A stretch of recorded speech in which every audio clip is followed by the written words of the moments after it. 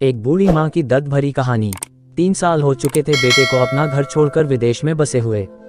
इन 3 सालों में बूढ़ी माँ और ज्यादा बूढ़ी हो गई थी। एक बूढ़ी माँ की दर्द भरी कहानी। 75 वर्ष की उम्र में सुलोचना देवी की याददाश्त काफी कमजोर होती जा रही थी।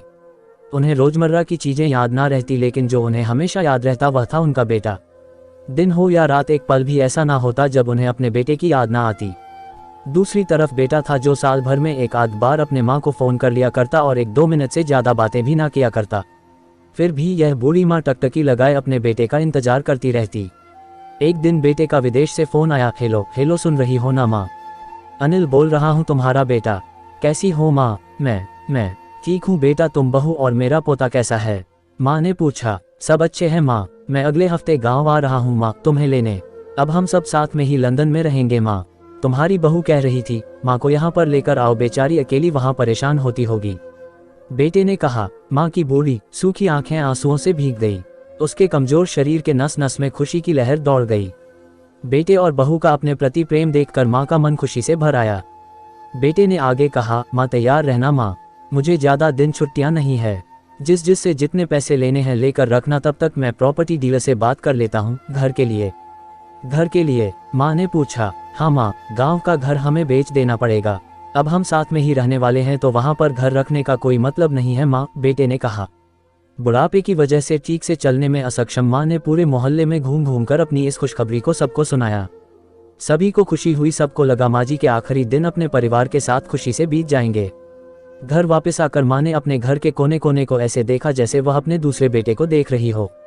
देखे भी क्यों ना, उस घर को अपने बेटे से कम थोड़ी समझा था। अपने पति के साथ 40 साल यही तो बिताए थे, लेकिन अब मजबूर थी बुढ़ापे के आखिरी साल बेटे और बहू के साथ बिताना चाहती थी।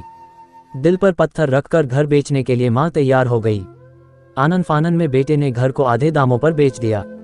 माँ ने ज्यादा नहीं, लेकिन जिन चीजों से दिल लगा था उन चीजों को समेटा और बेटे के साथ टैक्सी में बैठकर एयरपोर्ट के लिए चली गई। एयरपोर्ट पर आकर बेटे ने माँ से कहा, माँ तुम यहाँ बेंच पर बैठो, मैं सामान और बोर्डिंग पास की जांच करा कर आता हूँ। वहाँ वक्त लगता है और खड़ा रहना पड़ता है, तुम्हें तकलीफ होगी। तुम यही आराम करो। मैं यूँ गया और यूँ आया। माँ बेंच पर बैठ गई और बेटा अंदर चला गया। काफी समय हो गया बेटा वापस नहीं लौटा। माँ सोचने लगी, ज्यादा भीड़ होगी इसलिए देर लग रही होगी। उद्धरण चिन्ह। अंधेरा होने को आया, अब तो लोगों की चहलकदमी भी कम होने लगी। माँ को अब चिंता होने लगी। एक कर्मचारी ने आकर पूछा, किससे मिलना है माँ जी आपको?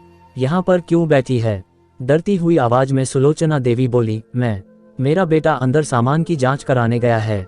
लंदन जा रहे हैं हम। क्या नाम है माँ जी आपके बेटे का? कर्मचारी ने पूछा। अनिल नाम है मेरे बेटे का, सुलोचना देवी ने बताया। कर्मचारी अंदर गया और थोड़ी देर बाद बाहर लौटा। उसने सुलोचना देवी से कहा, माँ जी लंदन जाने वाली फ्लाइट तो दोपहर में ही जा चुकी है और आपका बेटा भी उस फ्लाइट में बैठकर लंदन जा चुका है। अब आपके यहाँ बैठने का कोई मतलब नहीं है। आप भी अपने घर चली जाए। क्या जा चुका है? और मैं घर जाऊं? घर? माँ की आंखों से आंसुओं के सैलाब उठने लगे। जैसे तैसे माँ घर पहुंची, जो अब उसका था ही नहीं, बिक चुका था। वो वही बरामदे में तुलसी के पास सो गई। घर के नए मालिक को उस पर दया आई तो एक कमरा किराए से उसको दे दिया। पेंशन के पैसों से खाना और किराए का बंदोबस्त हो जाता था। दिन बीतने लगे। कुछ दिनों बाद घर के नए मालिक ने सुलोचना देवी से कहा, माँ जी आप अपने रिश्तेदारों के यहाँ पर जाकर क्यों नहीं रहती है? इस उम्र में आपके लिए वही अच्छा होगा। अच्छा तो होगा, लेकिन अगर मेरा बेटा वापस आया तो उसका ख्याल कौन रखेगा? मेरा बेटा बहुत भोला है, उसे अपना ख्याल रखना बिल्कुल नहीं आता। मैं कहीं नहीं जाऊंगी, क्या पता कब उसे मेरी जरूरत पड़ जाए। माँ ने कहा। दोस्तों सच बता रहा हूँ, माँ की ऐसी बातें सुनकर मेरी आंखों में आंसू आ गए। किसी ने सच ही कहा है, पूत कपूत हो सकता है लेकिन माता कभी को माता नहीं होती। दोस्तों आप सभी से हाथ जोड़कर विनती करता हूँ, अपने माता पिता की जितनी हो सके सेवा करना। उनके साथ कभी बुरा बर्ताव मत करना।